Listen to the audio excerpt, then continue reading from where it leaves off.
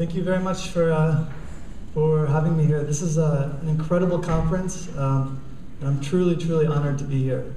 I'm going to be telling a story about a trip that we took to India.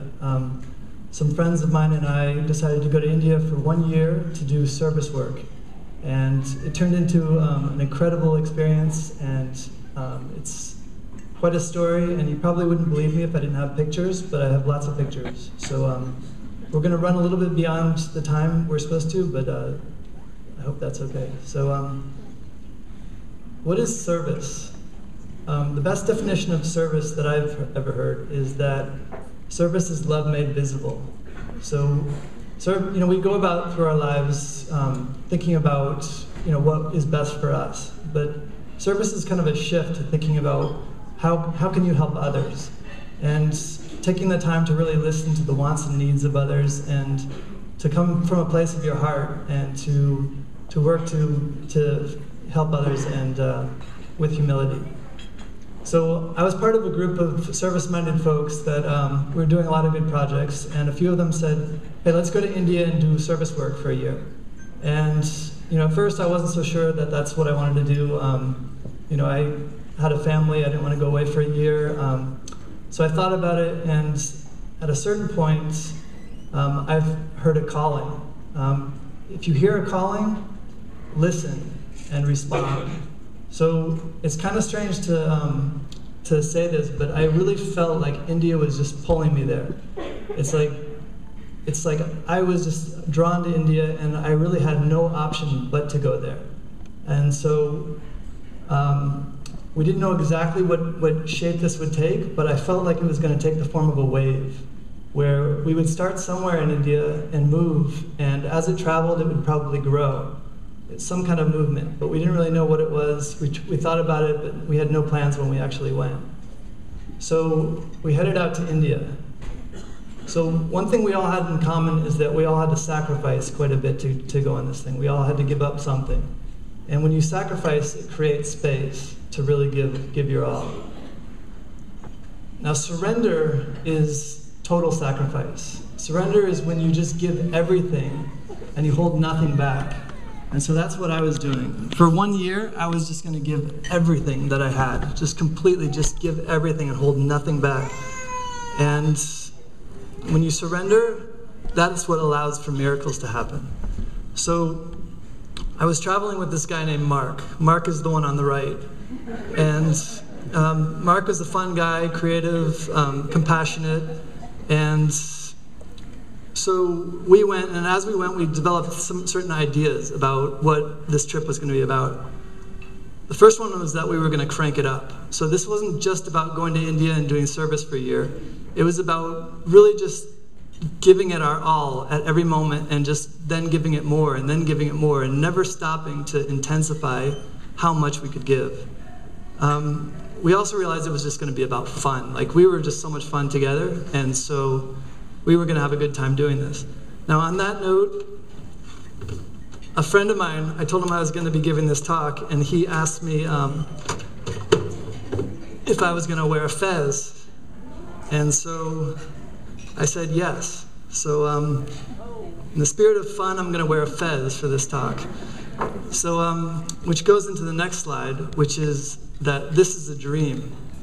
So you probably have all heard of a lucid dream.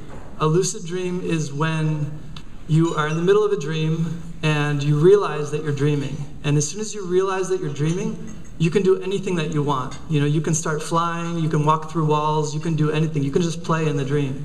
And when you really think about it, life is the exact same. Like, we think we are supposed to do this, we can't do that. But at any moment, you can do anything you want. Like, any of you could just stand on your chair right now and cluck like a chicken.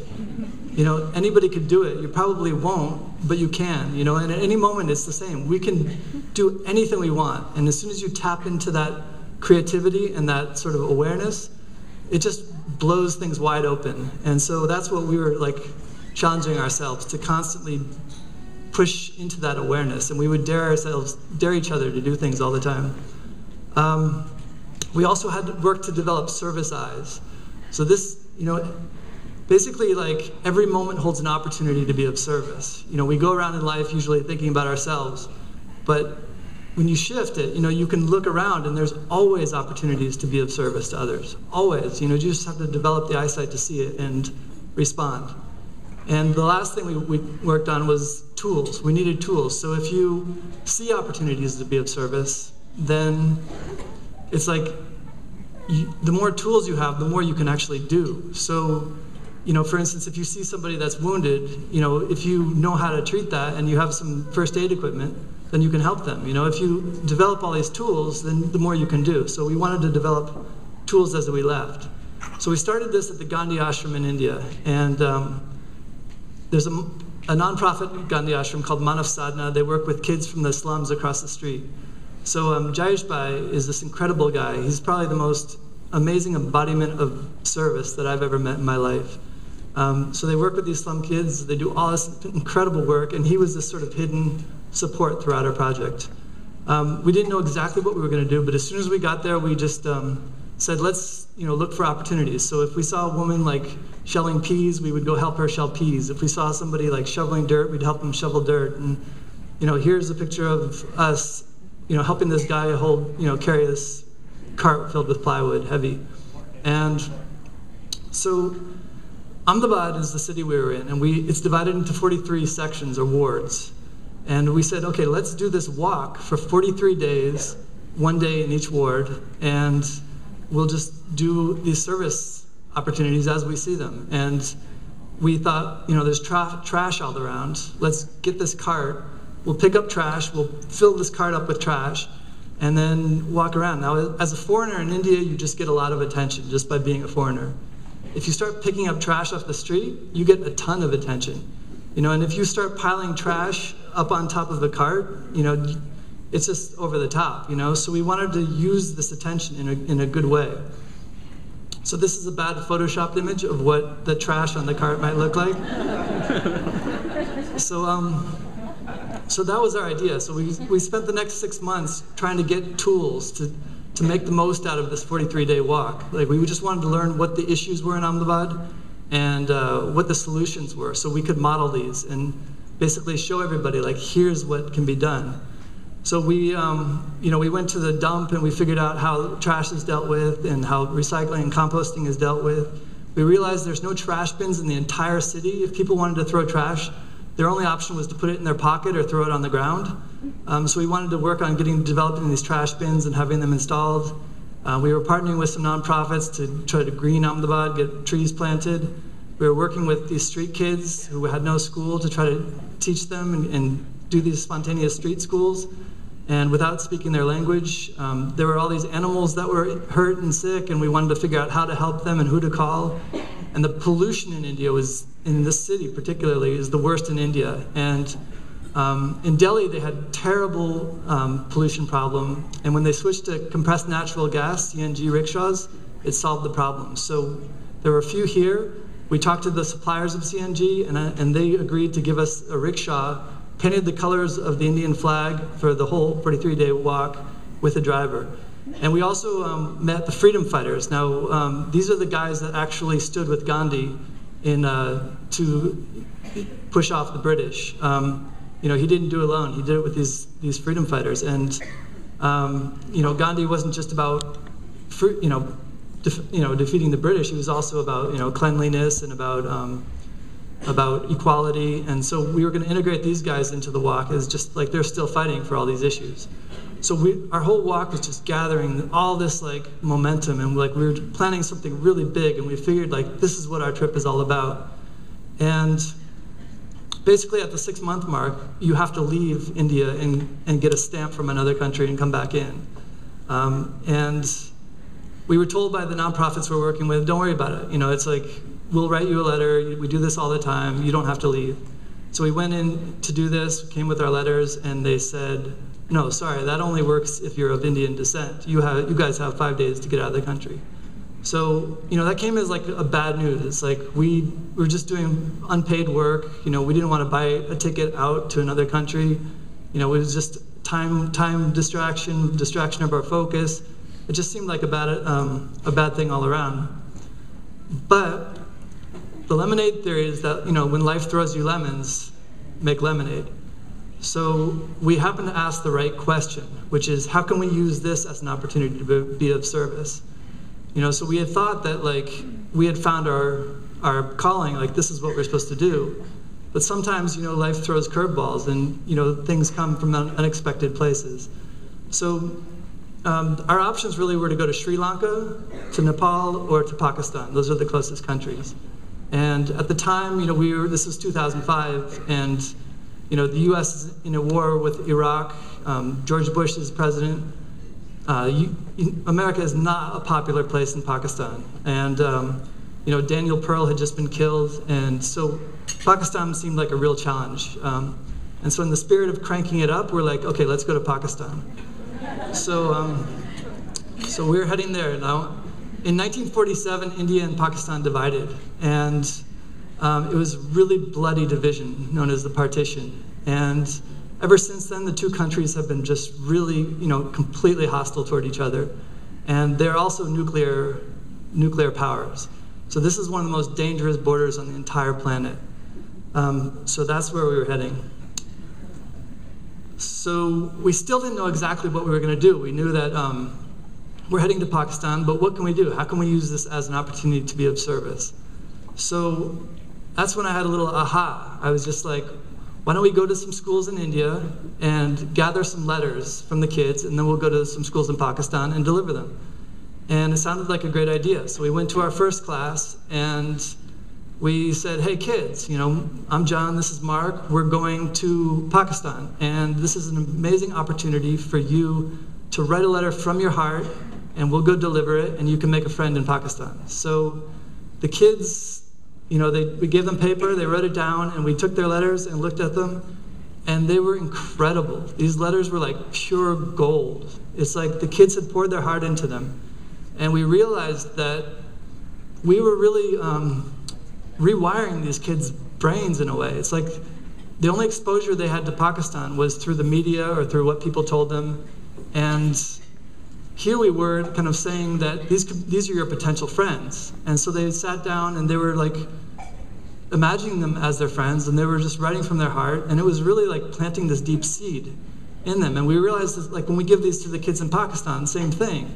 These kids, their only exposure to India is through the media or people around them. And they, people would say, India, very bad place, very bad country, but here, they were getting new information, real information, that these kids are not like that. They care about them, they want to be friends, and that would leave a deep seed. So we realized just one letter from one kid had the power to make a little change. And so these letters were just amazing, mostly written, but we had a lot of really beautiful artwork too. So these are some of the artwork from the kids. There were a lot of flags, a lot of handshakes, just really beautiful artwork.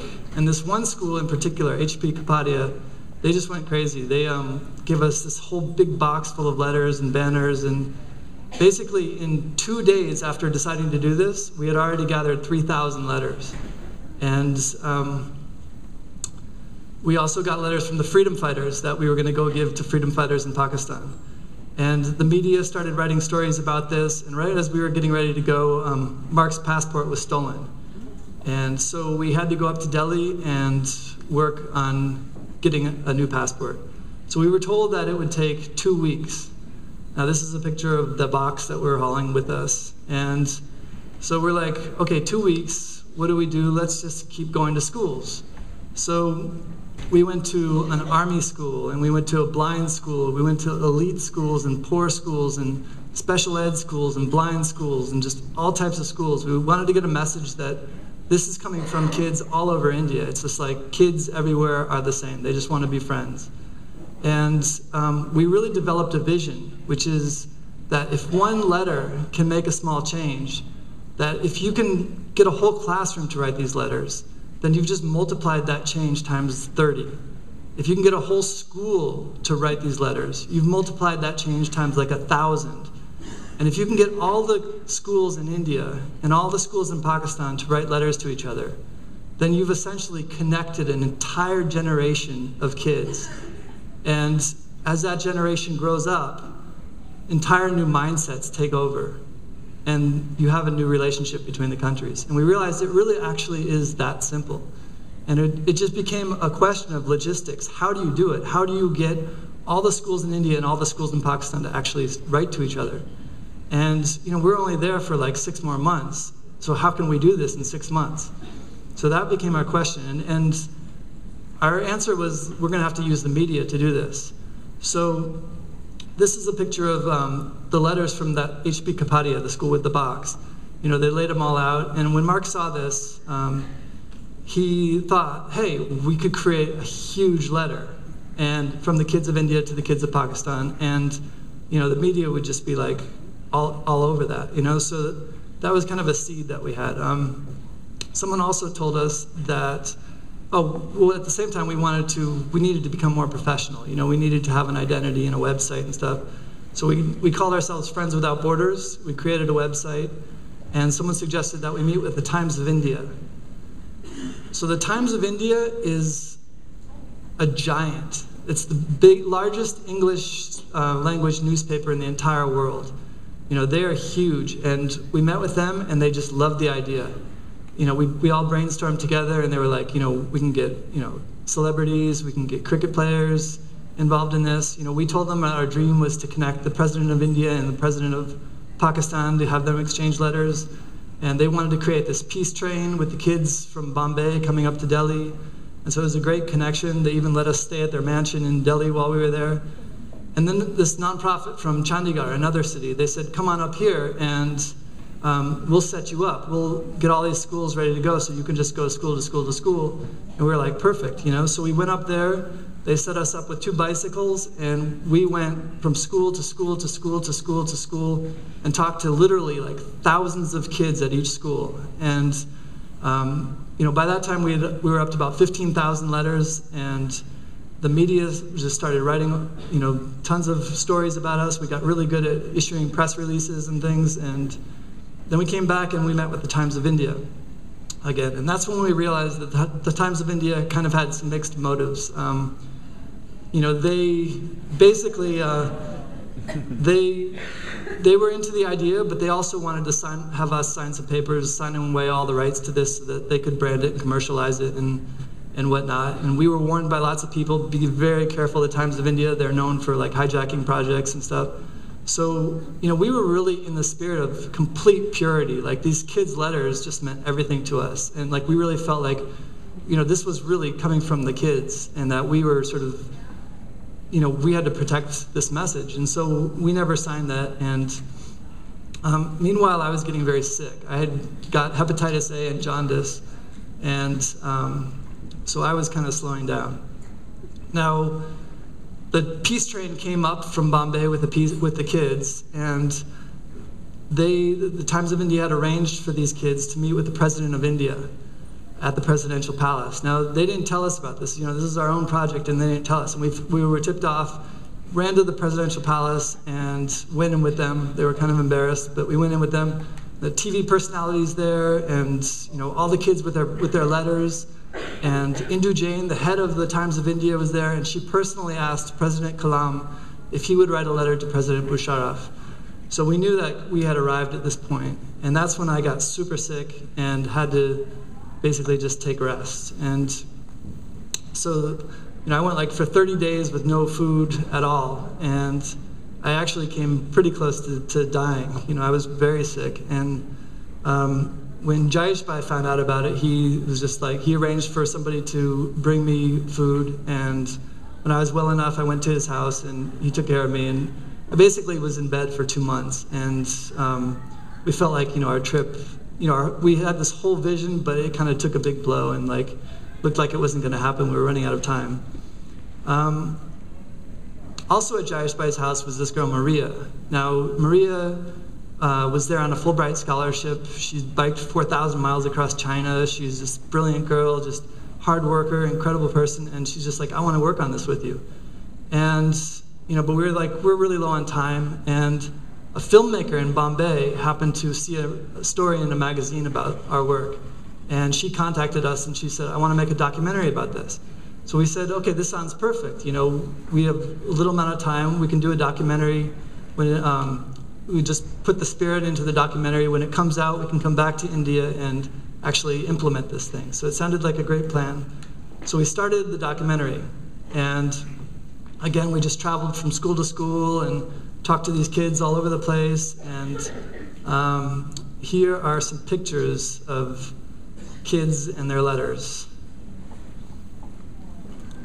And it was really hard to pick these. We have so many good pictures that I just had to like include some and leave out tons.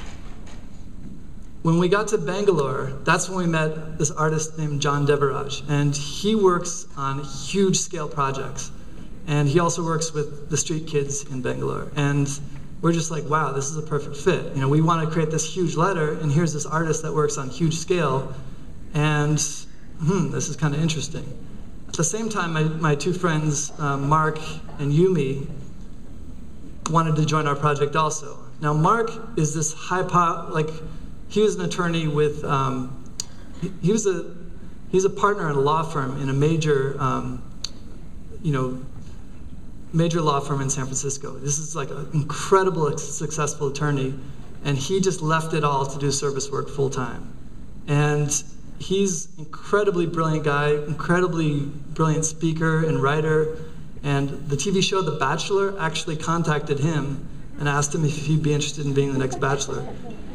And his partner Yumi, also amazing. She worked at a high-paying job at Wall Street, walked away from it to travel the world, help these nonprofits, incredible attention to detail and ability to retain information, incredible work ethic.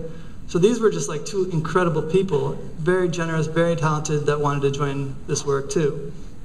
So why does your internal journey matter? It's because when you do pure work, it attracts really good people. So that's one reason. So now we had this like incredible team, and we had this artist that works on big scale, and we decided to push it off. But we're in the middle of this documentary. We're just like, maybe we should just go for it.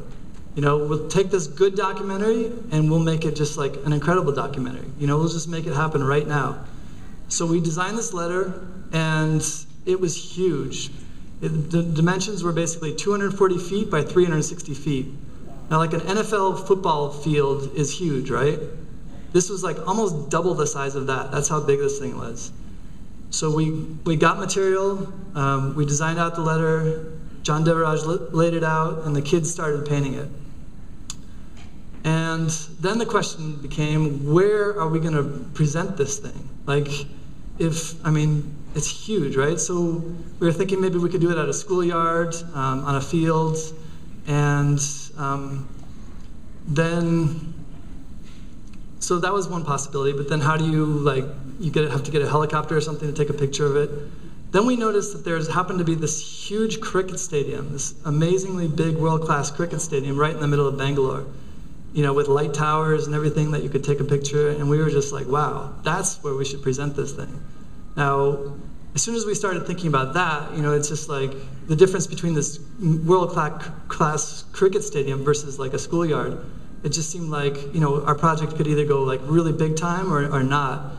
And we really felt like this project is, can change the world. Like, we really can bring India and Pakistan together.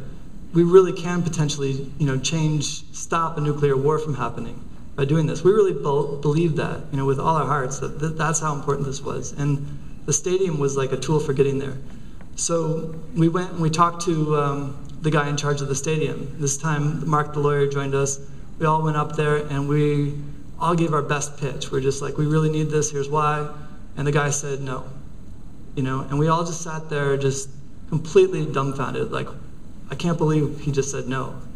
And so we sat there for like 15 minutes and turned his no into a yes. And that became our philosophy for the rest of the trip, which is don't take no for an answer. So like when you really believe in your heart that you are doing the right thing, like you really know it, then just don't let people get in your way. Just fight for it. And that's what we decided to do. And so the letter said, "Dear children of Pakistan, let's join hearts in friendship. Together we can make a better world. love the children of India. And it was written in English, Hindi, and Urdu, the three main languages. And we found out that there was going to be an India-Pakistan cricket match playing soon, televised to tens of millions of people. And so we decided to time our event with that in the hopes that we could get a live feed during that cricket match. And we got lots of schools to come to our event.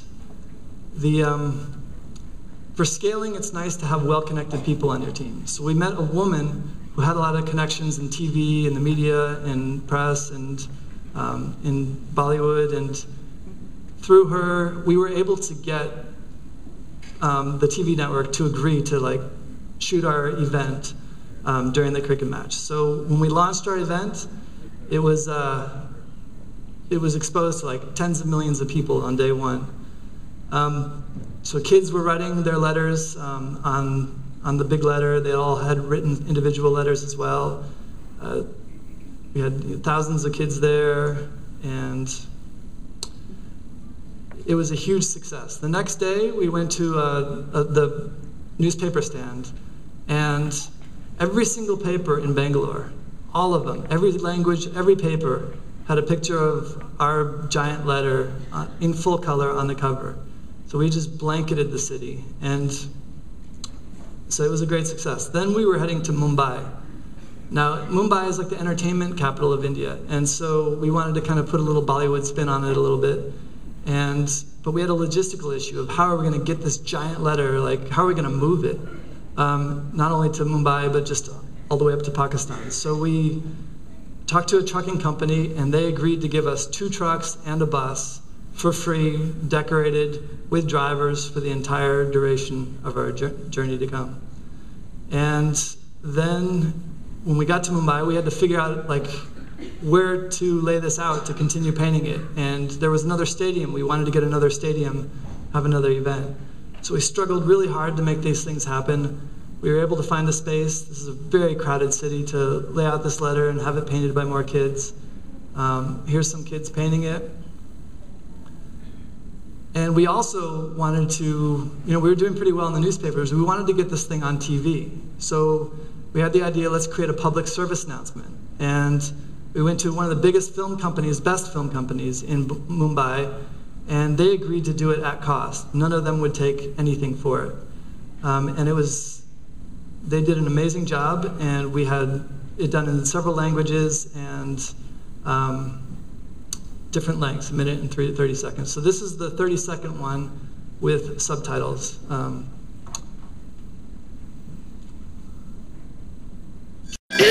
Dear friend, Saprem Namaskar. Assalamu alaikum. I hope this letter finds you the best of it. हम लोग शांति और अमन के साथ क्यों नहीं रह सकते? I like to dance and sing. I love cricket. Tennis, football. आलू का पराठा. मेरे नाना भी लाहौर में पैदा हुए थे. मुझे भी एक दिन पाकिस्तान देखना है. Across India, school children are writing letters like these to their Pakistani friends. Imagine what will happen when this generation grows up. I love you. Please जल्दी लिखना. So it had a big effect on people, and we managed to get all the major television networks throughout India to agree to play this for free for the duration. And it also had another effect of when we went to meetings, now we could open our laptop and play this, and people just instantly related to our project on more of a heart level. And we also learned that we could build on our successes. So now that we had this video, and we had these newspapers with these big stadium events, now we had credibility. We could go and people took us very seriously. And so we got the stadium in Mumbai and put on another event. We had Bollywood representatives there. We had tons of schools come to it. We put up volunteer teams of dozens of people to help out, and it was another great event. And once again, the press went nuts over it. From there, we decided to head back up to Ahmedabad, where we had originally started. And we had, Manav Sadhna and Jayesh Bhai and all these service-minded people there, and so we thought this is going to go a lot easier, and it really did. So we went back to Kapadia, the school that gave us that big box, and they were going to paint the outside portions of our letter, which were just enormous. So here it's like all the way on the ground and up the building. So, and not only does it come down, but way out there. This is like 360 feet long. They're huge. And so all the kids painted them, all the kids wrote more letters, and then we decided to have this event be a little bit different. So this was all about bringing people together who are different, you know. So we decided to emphasize communal harmony, and we divided the letter up into 7 different houses of worship, and we had different kids at all seven places. We had a Hindu temple, a Jain mandir, Jewish synagogue, Sikh gurdwara, Parsi temple, Muslim masjid, and Christian church. And we had kids walk these letters for several miles all the way to the Gandhi ashram, where in a sort of symbolic of unity coming together, we had a big event and celebration there. So this is a Muslim girl with her letter, Hindu girl with her letter. The walk begins, kids are marching these down the street, and all converge at the Gandhi ashram. And we had just covered the entire Gandhi ashram with the portions of this letter. And then we had our little celebration, and it was a pretty great experience. India Today, the magazine, was there and did a story on the whole event, the whole experience. That's like Time magazine over here. And then we realized it was time for like a road trip. Now, most of our events had taken place in cities, and we got a lot of representation from the kids from cities. But when we got to Pakistan, we really wanted people to know that this is from kids everywhere. You know, kids feel the same way all across India. So we wanted to go into rural India and just get lots of letters, meet with the kids there. So we met with lots of schools along the way. We took our bus and trucks, and we just played with the kids, had fun, got letters. It was a really incredible adventure. And eventually we made it up to Delhi. Now, the lawyer Mark had already gone ahead to Delhi. He was working on getting visas for Pakistan, and he also met with the Times of India. So they, once again, they really came through this time. They assigned a reporter to us, and that would follow us our whole journey and write stories every single day. And they also came up with an ad campaign. So they came up with 6 ads. This one says, "Think of it as a disarmament treaty, signed by 7-year-olds." This one says, "How do you wipe away decades of anger, hostility, hatred, fear, and bloodshed with a pencil and an eraser?" This one says, "There is a right time and place to start a revolution." Kindergarten, for example. So these were very powerful ads, and they put them in their newspaper for like entire half page of their newspaper. Like all their newspapers. They had like 6 different newspapers. All their newspapers like half a page for like a full month. So this was really just getting blown up. And at the same time, you know, we had the public service announcements all over TV. So this thing was getting very big. And then we started moving up to Punjab toward the border. We went to schools there, met with kids there. And then we had our last event at Jallianwala Bagh. It's a symbolic place. We just had a quiet candlelight, reflective event there. And this is, kids have become our newest ambassadors, which really summed up what we were doing perfectly. At this point, you know, we really became good, you know, with the press, and we also heard that the Prime Minister of India, Prime Minister Singh, was there, and so we really struggled to like get a statement from him about this project. And we got him to write that this is a beautiful event being led by the children of both countries. It has very positive ramifications for the future of both nations once this generation of children grows up and takes on the reins of leadership in both countries. Now, one of the ways we were able to get him to do this is that we had written something, was able to get it to him, and they modified it a little bit and issued a press release. And so you want to make it easy for people to help you. That's a lesson that we learned. Then we were heading to the border. Now, it was only about 17 miles to the border, so we decided to walk the rest of the way. We had put the letter on these bikes and walked. Now, we'd been through this incredible adventure, you know, it was really amazing, but we realized when we get to Pakistan, like, no one there is going to know what we just went through. So we wanted to create a video that would just sum it up. So my friend Rahul was there and in India, and he's a filmmaker. He put together this 5-minute video that really just summed up everything I've told you in like 5 minutes. And it's a really great video, and he also made this thing in just like 2 or 3 days with 103-degree temperature. So like, once again, like this is just service, you know, just, this is, and I would love to show you this video, but I don't have time right now, so I can't. But it's on our website, friendswithoutborders.org, if you want to see it. So once again, the power of video. You know, once you have a video, you can just show it multiple times in just a really short amount of time. So we walked to the border. We had gone, you know, thousands of miles from the bottom of India all the way to the top of India, all the way to Western India, just covered the country.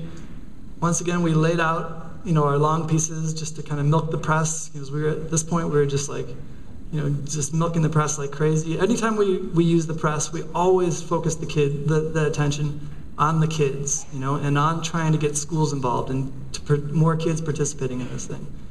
And then we crossed the border, and it took 60 porters to carry this letter across the border on both sides. And all of these porters did it for free because they were all moved by the project. And essentially, like, that is the spirit behind this. All of this thing was volunteer. All of it was just 100% volunteer. You know, our team did it. Our team, we were basically like 4 people at the core team. And, you know, we got millions of dollars worth of TV and print advertising. We had stadiums donated. We had trucks and buses donated. Just hundreds of volunteers as part of this project, and everybody did it for free because everybody felt the purity of what this was all about. Then we were heading to Pakistan. And now when Mark and I originally thought about going to Pakistan, we were afraid. You know, we actually thought we could die going there. And, you know, so our plan was we're going to go in and out really quickly, you know, and, you know, we were thinking like maybe we could grow beards and wear traditional dress and just kind of go in under the radar. But no, at this point, like, our fear was gone. We just walked in with like a full spotlight, literally with a marching band, and walked in, and it was just like amazing. And we met with these kids in Pakistan, and they were just the same. You know, kids are kids everywhere. You know, we gave them these letters from the kids of India, and they just loved them, and they just wrote letters back, and it was just amazing. And we only had 2 weeks in Pakistan because that's just the visa length we were given. So we had to use our time really well. So we met with the Jung Group. It's the biggest media house in Pakistan, and we partnered with them. We got Gaddafi Stadium, which is the biggest cricket stadium in all of Pakistan. We had banners on the street for an event. We got schools to come to our event. We had a song being composed from the kids of Pakistan back to the kids of India. We assembled dozens of volunteers to help with this event and to distribute letters once we were gone. And we did this all in just like a week and a half. And then we put on this event, you know, this face painting, and the kids were writing back to India on the yellow portion. We were carrying that back with us. Our letter was, you know, put out in the whole of it for the first time. This kid is writing, "We love you, India." The press was there. You know, it was just, these are the kids singing their song back to the kids in India. And, you know, it was incredible. And basically, like, we were all over the TV in Pakistan. We were all over the newspaper. The Friday Times is the biggest newspaper in Pakistan. They did a full 3-page story on this project, and just like kids and I mean, to do that in Pakistan is, you know, it's pretty amazing just to get that message out there. And one of the reasons we were able to do this is because we were working with kids and just like the purity of these kids. And, you know, India and Pakistan, there's so much tension there, but because we were just focusing on friendship and kids, like, nobody cared, you know. It's like everybody can relate to the idea of kids making friends, you know, everybody relates to that. And so we were somehow able to go under the radar and just like do all this stuff just because of the purity of kids. You know, then we wrapped it up and headed back to India and headed back to the US. And essentially, like, from where we started in Bangalore, the idea to like go for it, to the big event in Pakistan, basically the whole thing, you know, just getting all these permissions, getting all these, you know, having all these events, traveling thousands of miles, all of that stuff took place in just 4 months with no budget and a core team of 4 volunteers. And like, that is just, that's what can happen when you just surrender and crank it up. So we were there, and then while we were there, while I was traveling in India and Pakistan, I met a bunch of people along the way, and I had like a strong feeling we could put together a concert between India and Pakistan, like a really big concert. And I talked to the Times of India, they were interested in it. So we're back home, and then someone tipped us off that the Times of India had actually put on a concert. They called it Friends Without Borders. They said it was an initiative of Times of India. And so we realized, this is like a first, this is an example of them sort of beginning to take this over. And so we're, again, cautious. We also found out that our volunteer networks in Pakistan had been infiltrated, and all our volunteers had been scared away. And this was a problem, because now our letters were sitting over there, and a lot of these letters were not delivered. And we really felt like we owed it to these kids to get their letters delivered. And so because of that, we had to go back. So we headed back over there, and the first time we had spent most of our time in India, and this time we wanted to spend more time in Pakistan. And so we were heading over there, and our visas were denied. So, we had made such a big impact in Pakistan that we were put on a list. There's a lot of people in Pakistan that are not in favor of an open society, and we represented a threat. And we were put on a list, even though we were just working with kids and love and all these things, we could not get back in. Even the Prime Minister of Pakistan could not get us back in. So, again, it's just like, when life throws you lemons, make lemonade, right? So here we were, we'd come back, and we said, we might as well work on this concert. So we started envisioning what this concert could be.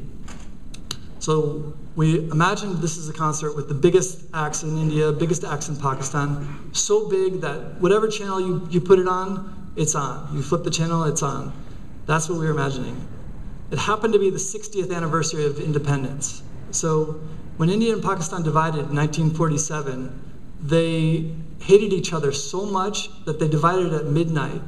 And Pakistan took August 14th as their Independence Day, and India took August 15th. So we decided to have our concert at midnight between August 14th and 15th, 1 hour on each side. The where is the interesting part, because we decided, hey, we're just imagining what we could do. This is just a fantasy right now. What if we were to do this right on the border itself between India and Pakistan? Now, in 60 years, there's never been an event on the actual border. Permissions have never, ever been granted for something like that. So that's what we were going to go for. We wanted to figure out, okay, who are the biggest acts? Who is going to pull, the most attention to it? So we asked around. We were trying to figure out, who resonates with people. And in asking, we found out that, A.R. Rahman was by far the most wow, and so we were like, okay, we got to get this guy. He's equivalent to U2 or Jay-Z over here or something like that. He writes film scores and stuff, and so we got to get that guy. And on the Pakistan side, Rahat Fateh Ali Khan was the name, and he's the son of Nusrat Fateh Ali Khan, if any of you have heard of him. The biggest actors over there were Shah Rukh Khan and Amitabh Bachchan. And Shah Rukh Khan was, his family came from Pakistan, he lived in India, so we're like, that's who we want to get. The how is that we would need to partner. We couldn't do this alone. We need to get permissions for the border, we need to get TV stations to all agree to do this, and we would need to get sponsors. And the why is the most important question, and it's because we wanted to bridge hearts. We'd traveled all over India and Pakistan, we'd met all these amazing people. We realized the problem between the two countries was not on a people level.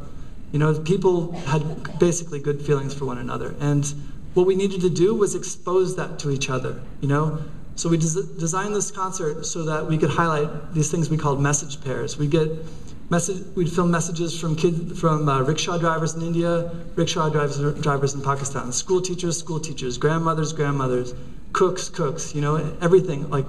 And we just get these messages that say, this is who I am, this is what I'm like, I'd love to visit your country someday, I've got relatives over there. Just these messages that just show that people are people everywhere, and just making it evident that people are basically all the same. And we wanted to connect hearts.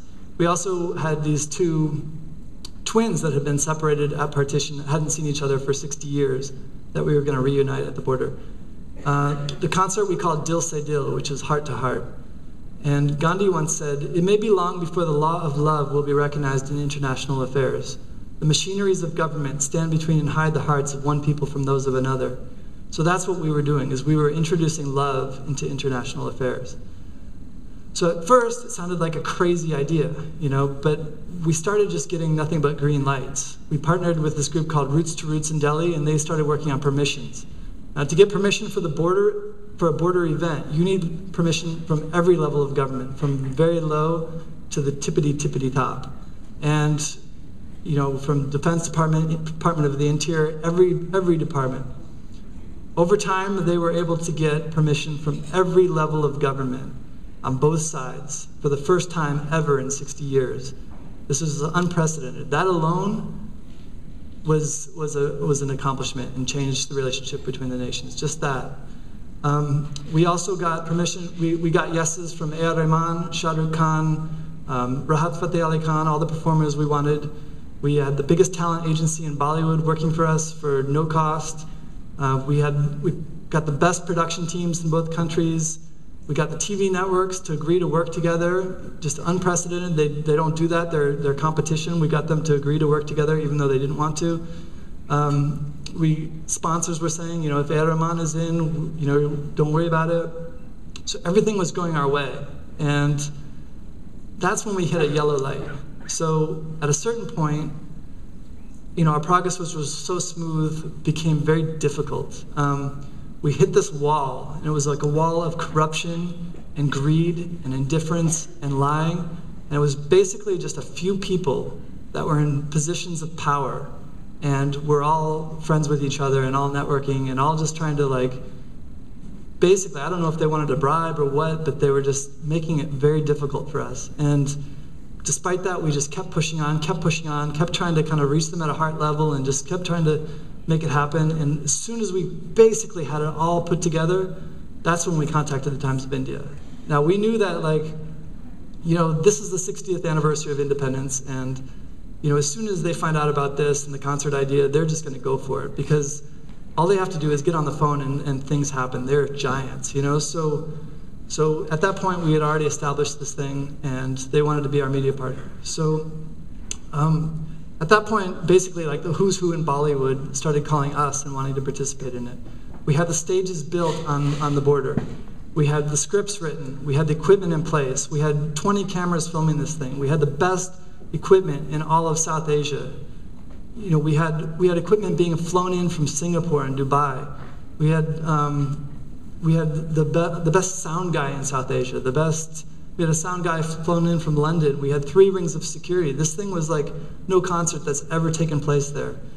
And we were basically 2 days away from launching this thing, and that's when we got a red light. So there was a terrorist threat, and the government of India pulled the plug on the project. And it basically broke all of our hearts, because we had put so much into this, and so much money, so much time, so much everything, and it just stopped. And it was really hard. And so when we met with Jayesh Bhai, he said that God was watching. So this meant a lot to me, because what he was basically saying is all you can do is your very best. You can't always control outcomes. And what's essential is that you're working from just a very pure spirit. And so why does your internal journey matter? Because at the end of the day, it's not what you did, but it's who you are and what you put into your work. So whatever you do in the world, there's ripples. If you put negativity out in the world, that negativity ripples out. You may not see it, you may not know about it, but it does. If you put that out, people out can continue putting it out. If you put out love and positivity, that ripples out too. We bring change through that in ways we never know. So about 2 years later, this guy, Rahul Kansal, who's the Chief Marketing Officer of Times of India, he's the guy that we had been working with all along. Now he had this idea, hey, what if we create this campaign to bring India and Pakistan closer together through people-to-people connections. So the Times of India called the Jung Group, that's our partner in Pakistan. And they decided to work together on this big campaign. Now, January 1st, 2010, this is the cover of Times of India. Now, never in my whole life have I seen a newspaper look like this. There's no news at all. It's just doves flying, and it says, "Love Pakistan." Now, this is a big deal, you know, and what we had done is we had created a model for the scope of what is possible.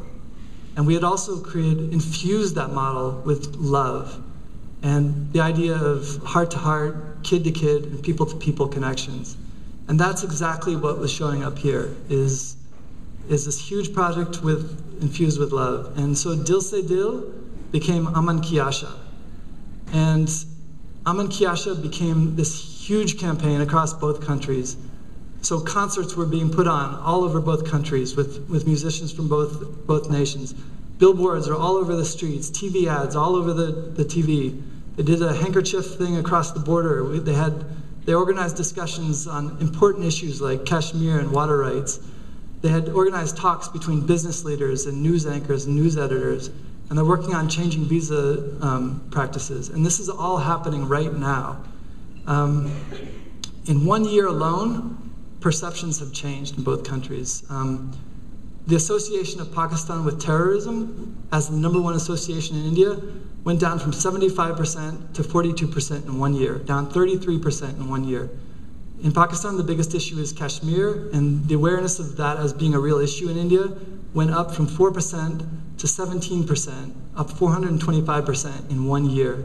So this represents real change from this idea of just people-to-people campaigns. Now, the heads of state of both countries are meeting for the first time in years this coming month in March. So things are changing. Every day at the end of the day, when they close the border gates, they have this elaborate ceremony where the guards just kick into the air and just basically show off their pride and the tension between the two countries. And just this year, they've changed this practice a little bit. Now at the end, they shake each other's hands and smile at each other. Now, obviously we didn't organize this, but in my heart, I feel like it's a ripple from the original decision to surrender for a year. So the big lesson of all is to serve with love, and everything else will follow. And that's why your internal journey is important. So thank you very much.